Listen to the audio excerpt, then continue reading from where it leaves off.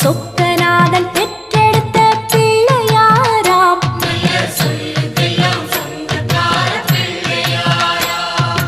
கைலாய மலைய விட்டு தெற்கே வந்தாராம். இந்த பிள்ளையாரு பட்டி கண்டு இருந்து விட்டாராம்.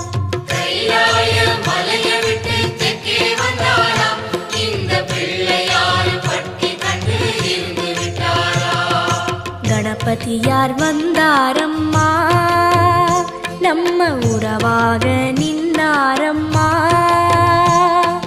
கணபதியார் வந்தாரம்மா, நம்ம உறவாக நின்னாரம்மா.